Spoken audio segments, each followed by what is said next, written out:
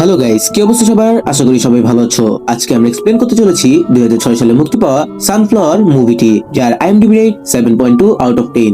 মুভিটিতে আমরা দেখতে চলেছি একজন রাজনীতিবিদ একটি ফ্যামিলির ওপর আক্রমণ করে। তবে সেই ফ্যামিলির ছেলেটি ছিল একজন মাফিয়া, আর সেই ছেলেটি তার ফ্যামিলিকে বাঁচানোর জন্য কি কি করতে পারে এই নিয়ে মুভিটি। তোমরা যারা চ্যানেলে নতুন তারা অবশ্যই সাবস্ক্রাইব করে পাশে থাকবে। তো বেশি কথা না বলে আমরা সরাসরি মুভিতে চলে যাই। মুভির শুরুতে আমরা ডংচু নামে একটি ছেলেকে দেখতে পাই, আর তখন আমরা জানতে পারি সে দীর্ঘ 12 বছর পর তার বাড়িতে ফিরে যাচ্ছে। আসলে সে এই 12 বছর জেলের মধ্যে ছিল। আর তখন আমরা দেখতে পাই ডংচু 12 বছরে পুরোপুরি চেঞ্জ হয়ে গিয়েছে। সে তার চুল ছোট করেছে, এমনকি সে ভদ্রভাবে থাকার চেষ্টা করছে। আর তখন আমরা তার কাছে একটি ডায়েরি দেখতে পাই, আর সেটির মধ্যে আমরা লেখা দেখতে পাই সে আর কখনো ড্রিঙ্কস করবে না, সে কখনো কান্না করবে না, আর সে কখনোই মারামারি করবে না। আর তখন সে বাড়িতে চলে আসে, আর তার কাছে তার বোন কিম চলে আসে। তবে তখন আমরা দেখি তার বোন তাকে একদমই পছন্দ করে না, আর তাকে সেখান থেকে চলে যেতে বলে। তবে ডংশুর কাছে তো যাওয়ার মতো কোনো জায়গা ছিল না, আর তার মধ্যে তার মাও বাড়িতে নেই। আর যার জন্য সে গোসল করার জন্য পাবলিক ওয়াশরুমে চলে যায়। আর ডংশু যখন সেখানকার লকারটি খুলতে যায় তখন সেটি খুলতে পারছিল না, আর যার জন্য সেখানে অনেক শব্দ সৃষ্টি হচ্ছিল। তখন একটি লোক এটি দেখে খুবই বিরক্ত হয়ে যায়, আর সে যখন ডংশুকে ধমক দিতে যায় তখন সে দেখতে পায় ডংশুকে দেখে ভদ্র মনে হলেও তার পুরো গায়ে ট্যাটু করা ছিল, মানে তাকে দেখে মাফিয়া মাফিয়া ফিল হচ্ছিল। আর অন্যদিকে আমরা দেখি রাস্তায় একটি লোক একটি মহিলাকে মারছিল, আর এই শহরের পুলিশেরা এই জিনিসটা দূর থেকে বসে দেখছিল। আর তখন আমরা জানতে পারি সেই লোকটি হচ্ছে চাঙ্গার লোক, আর চাঙ্গা হচ্ছে এই শহরের বড় দুটি মাফিয়ার মধ্যে একটি মাফিয়া, আর তার সাথে রাজনীতিবিদ খাজামার সম্পর্ক ছিল। আর যার জন্য পুলিশের সাহসী নেই যে সে গাড়ি থেকে নেমে এটির প্রতিবাদ করবে। আর অন্যদিকে আমরা দেখি গ্যাংস্টার চাঙ্গা তার লোকদের সাথে কথা বলছিল, আর তখনই সেখানে ডংশু চলে আসে। তবে তখন আমরা দেখি ডংশুকে দেখে চাঙ্গার অবস্থা বেহাল হয়ে যায়, মানে ডংশুকে দেখে বোকাশোকা মনে হলেও সে কোনোভাবেই বোকাশোকা না। আসলে ডংশু তার পুরনো অ্যাসিস্ট্যান্টের সাথে দেখা করতে এসেছে। তখন আমরা বুঝতে পারি চাঙ্গা এত বড় একটা সন্ত্রাসী হওয়া সত্ত্বেও সে 12 বছর পূর্বে ডংশুর আন্ডারে কাজ করত। মানে তোমরা তো বুঝতে পারছো ডংশু কি লেভেলের মাফিয়া ছিল। আর তারপর ডংশু তার আরেকটা পুরনো বন্ধু অপলের সাথে দেখা করতে আসে। আর তখন আমরা জানতে পারি আজ থেকে 12 বছর পূর্বে ডংশু যখন মাফিয়া ছিল তখন এই পপল আর চাঙ্গা তার অ্যাসিস্ট্যান্ট ছিল, মানে ডংশুকে তারা গুরু মনে করত। তবে সময় কতটা বদলে গিয়েছে, কারণ তারা দুজন এই শহরের এখন কত বড় একটা মাফিয়া। তারপর পপুলে ডংশুকে বলে তোমার যদি কিছু প্রয়োজন হয় তাহলে অবশ্যই আমাকে বলবে। তবে ডংশু সেখানে আর কিছুই বলে না, আর সেখানে বাই বলে সেখান থেকে চলে আসে। আর সন্ধ্যায় যখন ডংশু তার বাড়িতে আসে তখন তার মা তাকে দেখে অনেক খুশি হয়। আর তখন আমরা জানতে পারি ডংশু তার আপন ছেলে নয়, মানে সে হচ্ছে তার পালক ছেলে। তবে সে ডংশুকে আপন ছেলের মতোই ভালোবাসে, তাকে নিজের হাতে খাইয়ে দেয়। আর তখন তার বোন কিম তাকে বাড়ির অনেকগুলো কাজ ধরিয়ে দেয়। আর ডংশুর এই বিষয়গুলো ভালো লাগছিল না, তারপরও সে তার বোনের সব সত্যগুলো মেনে নেয়। আর তারপর রাতের বেলা ডংশু যখন ঘুমাতে যায় তখন সে আবার প্রতিজ্ঞা করে সে কখনোই মদ খাবে না, কখনোই কান্না করবে না, আর কখনোই মারামারি করবে না। আর অন্যদিকে আমরা রাজনীতিবিদ কাজামাকে দেখতে পাই। আর সামনে যেহেতু নির্বাচন রয়েছে তাই সে মানুষের সামনে অনেক ভালো দেখাচ্ছে, আর সবাইকেই নতুন নতুন আশ্বাস দিতে থাকে, মানে তোমাকে এটা করে দিব বা তোমাকে এটা করে দিব। আসলে সব জায়গায় রাজনীতিবিদরাই একই রকম, আর সেখানকার বোকা মানুষেরা এগুলো শুনে খুশি হতে থাকে। তবে তখন আমরা দেখি কাজামা যখন মানুষের মধ্য থেকে বের হয়ে আসে আর তার গাড়ির গ্লাস লাগিয়ে দেয়, সে তখন তার হাত টিস্যু দিয়ে ভালোভাবে মুছতে থাকে। আসলে সে গরিব মানুষদের একদমই পছন্দ করে না। তবে সামনে যেহেতু নির্বাচন তাই সবার সামনে ভালো সাজছে। আর অন্যদিকে আমরা দেখি ডংশু তার ট্যাটু রিমুভ করার জন্য একটি ডক্টরের কাছে যায়। আর তখন ডক্টর এই ট্যাটু না ওঠানোর জন্যই পরামর্শ দেয়, কারণ এগুলো যদি উঠায় তাহলে তার পুরো শরীরে ঘায়ের চিহ্ন থাকবে। আর অন্যদিকে আমরা দেখি ডংশুর মা সেই রাজনীতিবিদ কাজামার কাছে গিয়েছে। আসলে কাজামা গরিবদের যে জায়গাগুলো রয়েছে সেগুলোকে অল্প দামে কিনে সেখানে বড় বড় বিল্ডিং তৈরি করবে, আর যেই জায়গায় সে বিল্ডিং গুলো তৈরি করবে সেখানে ডংশুর মায়ের দোকান পড়ে গিয়েছে। তবে তার আশেপাশে সবাই সেই দোকানগুলো বিক্রি করে দিলেও ডংশুর মা এখনো সেগুলো বিক্রি করে না। আর তখন ডংশুর মা তাকে বলে আমি আমার রেস্টুরেন্ট কখনোই বিক্রি করব না, আর তারপর সেখান থেকে চলে আসে। আর তারপর রাতে ডংশু যখন সিগারেট খেতে যাচ্ছিল তখনই তার বোন সেখানে চলে আসে, আর তাকে দেখেই সে সিগারেটটি নামিয়ে ফেলে। তখন তার বোন বলে তুমি চাইলে সিগারেট খেতে পারো, আর তখন সে আবারও সিগারেটটি ধরাতে নেয়। তবে তখন তার বোন আবারও বলা শুরু করে আসলে আমার সিগারেটের গন্ধ একদমই ভালো লাগে না। আর তখন আমরা দেখি ডংশু তার ডায়েরিতে লিখে রাখে সে কখনোই আর সিগারেট খাবে না, মানে সে তার আরো 3টি ইচ্ছের সাথে তার বোনের এই ইচ্ছেটিও পূরণ করছে। আর তারপর ডংশু গ্যারেজে কাজ করা শুরু করে দেয়। আর তখন আমরা ডংশুর অতীত সম্পর্কে জানতে পারি। ডংশু যখন নেশার মধ্যে থাকতো তখন সে পশুর মতো হয়ে যেত। আর একদিন আমরা দেখি ডংশু যখন নেশা করছিল তখন 6 জন লোক তাকে মারতে সেখানে চলে আসে। তবে সে নেশা করার পরে একদম পশুর মতো হয়ে যায়, আর সেই 6 জনকে মেরে তাদের হাড্ডি একদম ভেঙে ফেলে। তবে একদিন ডংশু একটা ছেলেকে পুরোপুরি মেরে ফেলে, আর যার জন্য সে নিজে থেকেই পুলিশের কাছে ধরা দেয়।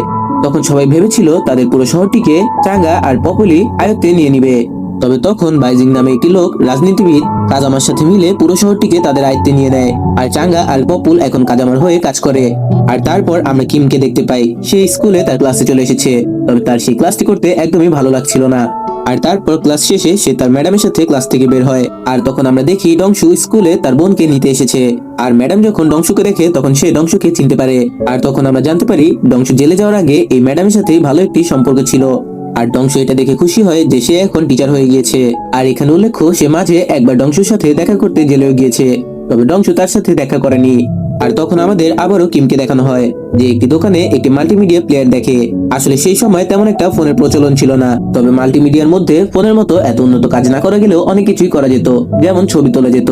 আর কিমের ইচ্ছে হয় সে সেটা কিনবে, তবে সেটির অনেক দাম বেশি। আর তখন তারা দুজন একসাথে মোমো খায়। আর ওই মুহূর্তে কিমকে যে ছেলেটা পছন্দ করে সে সেখানে চলে আসে। আর কিমের সাথে অন্য একটা ছেলেকে দেখে সে খুব রেগে যায় আর সেখানে ডংশুকে মারতে শুরু করে। তবে ডংশু তাকে কোনো আঘাত করে না, শুধুমাত্র নিজের আত্মরক্ষা করতে থাকে। আসলে সেই ছেলেটা কিমকে পছন্দ করলেও কিম সেই ছেলেটাকে পছন্দ করে না। আর অনেকক্ষণ সে ডংশুকে মারার পর সে যখন ক্লান্ত হয়ে যায় তখন সে তার আরো কিছু লোককে ডাকে। তখন আমরা বুঝতে পারি এই ছেলেটি মোটামুটি ছোটখাটো একটা গ্যাংস্টার। আর মার খেতে খেতে ডংশুর স্বাদ ছিঁড়ে যায়। আর তখন তার ট্যাটুগুলো দেখা যাচ্ছিল। আর সেটি দেখে যে লোকগুলো তাকে মারছিল তারা ভড়কে যায় আর তাকে মারা বন্ধ করে দেয়। তবে ডংশু তখনই তার ট্যাটুগুলো আবার লুকিয়ে ফেলে আর তার বোনকে সেখান থেকে নিয়ে আসে। আর অন্যদিকে রাজনীতিবিদ ডংশুর বন্ধু চাঙ্গাকে দায়িত্ব দেয় ডংশুর মায়ের রেস্টুরেন্টটি ভেঙে ফেলতে। আর চাঙ্গা তখন তার লোকজন নিয়ে সেখানে চলে যায়। আর সেখানে যখন ভাঙচুর করছিল তখন সে ডংশুকে দেখতে পায়। আর চাঙ্গা তখন বলে রাজনীতিবিদ তাকে এই কাজগুলো করতে বলেছে। আর এটা শুনে ডংশু অনেক রেগে যায় আর চাঙ্গার গলা ধরে বলে, তোকে যদি আরেকবার এখানে দেখি তাহলে তার অবস্থা অনেকটাই খারাপ করে দিব। আর চাঙ্গা তখন ভয় পেয়ে সেখান থেকে লোকজন নিয়ে চলে যায়। আর তারপর আমরা দেখি ডংশু তার প্রথম আয়ের টাকা দিয়ে মায়ের জন্য উপহার নিয়ে এসেছে। তখন তার মা বলে এটার কি প্রয়োজন ছিল, তবে তার মা মনে মনে অনেক খুশি ছিল। আর যখন সে বক্সটি খুলে তার মধ্যে সুন্দর এক জোড়া জুতা দেখতে পায় আর সে তখন ইমোশনাল হয়ে যায়। আর ডংশু তার বোনের জন্য উপহার এনেছিল, যেটি হচ্ছে সে মাল্টিমিডিয়া প্লেয়ার। আর কিম যখন তাকে চা এগিয়ে দেয় তখন সে তার মাল্টিমিডিয়াটি আবার তাকে ফিরিয়ে দেয়। আর এর জন্য কিম অনেক খুশি হয়ে যায়, সে নিজে ছবি তুলতে থাকে। আর তারপর আমরা দেখি কাইজুর ডানহাত বাইজিন, যে কিনা এক সময় ডংশুর অনেক ভালো বন্ধু ছিল, সে তাকে সবকিছু খুলে বলে। আর তারপরের দিন আমরা দেখি চাঙে সে রেস্টুরেন্ট ভাঙচুর করে। আর ডংশু যখন এই কথা জানতে পারে সে তখনই কাজামার কাছে চলে যায়। আর কাজামাকে তখন বলে, দেখো আমি লড়াই করা ছেড়ে দিয়েছি, আমাকে বাধ্য করো না আবার লড়াই করতে। আমি যে জীবনটি ফেলে এসেছি সেই জীবনে আমাকে আর যেতে বলো না। তবে কাজামাও তো অনেক পাওয়ারফুল লোক ছিল, সে উল্টো ডংশুকে লোভ দেখাতে থাকে। সে তখন বলে ওখানে যদি একটি বিল্ডিং হয় তাহলে তুমিও সেখানে একটি ফ্ল্যাট পেয়ে যাবে। আর ডংশু তাকে শাসিয়ে সেখান থেকে চলে আসে। আর সে রাতে আমরা দেখি কিমকে যে ছেলেটি পছন্দ করে সে কিম যে রেস্টুরেন্টে চলে আসে। আর তখন সে ডংশুর মাকে বলে, আমি জানতে পেরে গেছি ডংশু আসলে কে। আর তখন ডংশুর মাকে সে বলে, তুমি কিভাবে তোমার ছেলের হত্যাকারীকে আবারও ছেলে বলে পরিচয় দাও। আর তখনই আমরা জানতে পারি ডংশু যাকে মেরে জেলে গিয়েছিল সেই হচ্ছে কিমের আসল ছেলে। আর রাতের বেলা কিম তার মাকে জিজ্ঞেস করে, তুমি কিভাবে আমার ভাইয়ের খুনিকে আবারও ছেলে বলে পরিচয় দাও। আর তখন কিমের মা তাকে বলে, জীবনে কিছু কিছু জিনিস রয়েছে যেগুলো অটোমেটিকলি হয়ে যায়। আসলে আমার ছেলেকে যখন মারা হয় আর আমি যখন ডংশুর কাছে যাই তখন আমি দেখতে পাই সে অনেক কান্না করছে। আর যার জন্য তার প্রতি আমার একটি মায়ার সৃষ্টি হয়। আর তারপর থেকে আমি তাকে জেলেও দেখতে যেতাম। আর আমার কাছে তখন মনে হয়েছিল ও যদি আমার কাছে থাকে তাহলে আমি ওর রূপে আমার ছেলেকে দেখতে পারবো। আসলে এখানে বিষয়টা হচ্ছে যে কিমের যে আসল ভাই ছিল চই, সে আসলে খুবই খারাপ একটা লোক ছিল। সে কিমের মাকেও অত্যাচার করতো। আর একদিন কিমের ভাই যখন ডংশুর সাথে ঝামেলা করছিল তখন ডংশু ভুলবশত তাকে মেরে ফেলে। আর তখন আমরা দেখি ডংশু সেখান থেকে চলে যাওয়ার জন্য পুরোপুরি প্রস্তুতি নিচ্ছে। আর কিম তখন বলে, আমি আমার ভাইকে আর হারাতে চাই না, আমি চাই ডংশু আমার ভাই হয়ে সারা জীবন থেকে যাক। আর যার জন্য ডংশু এখানেই থেকে যায়। আর একদিন কিম যখন রাস্তা দিয়ে হাঁটছিল তখন কিমকে যে ছেলেটি পছন্দ করতো সে ইট দিয়ে ডাইরেক্ট কিমকে আহত করে তাকে কোমায় পাঠিয়ে দেয়। আর এই কাজটি করেছে রাজনীতিবিদ কাজামার কথায়। আর যেহেতু ডংশুদের পরিবারের উপর আক্রমণ হয়েছে তাই ডংশু আর তার মা এই রেস্টুরেন্টটি বিক্রি করে দিতে চায়, মানে তারা কোনো ঝামেলাই চাচ্ছিল না। আর তারপর আমরা দেখি ডংশু তার বোনের কাছে যায় আর তখন সে বলতে থাকে, আমি আমার জীবন দিয়ে হলেও তোদেরকে রক্ষা করব। আর অন্যদিকে আমরা দেখি ডংশুর মা বাসে বসে কান্না করছে, কারণ যে দোকানটা বিক্রি করতে হবে সেটি তার অসময়ের সঙ্গী ছিল, মানে সেটির মাধ্যমেই সে তার ছেলে মেয়েকে বড় করেছে। আর তখন সে তার ছেলে জয়ের ছবি দেখে তার সাথে কথা বলতে থাকে। তবে তখনই পেছন থেকে কিছু গুন্ডা আক্রমণ করে বসে আর ডংশুর মাকে একেবারে মেরে ফেলে। আর জমিন দলিলে তার ফিঙ্গারপ্রিন্ট নিয়ে নেয়। আর ডংশুর দেয়া সেই জুতোগুলো সেখানেই ছিল। কারণ তার মা ভেবেছিল ডংশুর দেয়া সেই জুতাগুলো কোনো এক বিশেষ দিনে সে পরবে, তবে সেই বিশেষ দিন আর আসেনি। আর তার মায়ের মৃত্যুতে সে পুরোপুরি ভেঙে পড়ে। এরই মধ্যে তাদের দোকানটিও ভেঙে ফেলা হয়। আর এরপর ডংশু অনেক ড্রিঙ্কস করে আর যে প্রতিজ্ঞাটি ছিল সেটি ভেঙে ফেলে আর সেখানে বসে অনেক কান্না করে। আর তারপর সে যেখানে সব গ্যাংস্টাররা ছিল সেখানে চলে যায় আর রাজনীতিবিদ কাজামাও সেখানে ছিল। ডংশু তখন বলে, আমি তো ভালো হয়ে থাকতে চেয়েছিলাম, গত 12 বছর আমি অনেক কষ্টে নিজেকে সামলে রেখেছি। আমি নিজেকে প্রতিজ্ঞা করেছিলাম আমি কখনোই আর লড়াই করব না, তবে তোরা আমাকে আবারও বাধ্য করলি আমাকে পূর্বের জীবনে ফিরে আসতে। আর ডংশু তখন তার বন্ধু বাইজুনকে বলে, বন্ধু তুই বাইরে চলে যা। আর বাইজুন তখন দ্রুত বাইরে যেতে থাকে আর ডংশুর কাছে এসে বলে, আমার জীবনটা ছাড় দেওয়ার জন্য ধন্যবাদ। আর এখানে আমরা বুঝতে পারি ডংশু কতটা ভয়ঙ্কর।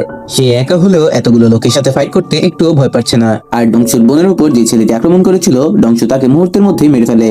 আর তারপর গেটের মধ্যে পেট্রোল লাগিয়ে দেয় যাতে এখান থেকে কেউই বের না হতে পারে। আর তারপর শুরু হয় মারামারি। ডংশু এক এক করে সবাইকে মারতে শুরু করে আর সে ফাইটে অনেকটাই দক্ষ ছিল। তারপর সে প্রথম চাঙ্গাকে মারে আর তাকে ততক্ষণ পর্যন্ত মারতে থাকে যতক্ষণ না সে মারা যাচ্ছে। তারপর সে যখন সিঁড়ি দিয়ে উপরে ওঠে তখন পপুলে তার উপর আক্রমণ করে, তবে সে তখন পপুলের গলা উঁচু করেই তাকে মেরে ফেলে। আর এই দৃশ্য দেখে সেখানে থাকা সকল লোক পালাতে শুরু করে, মানে তাকে আর মারার কারোই সাহস নেই।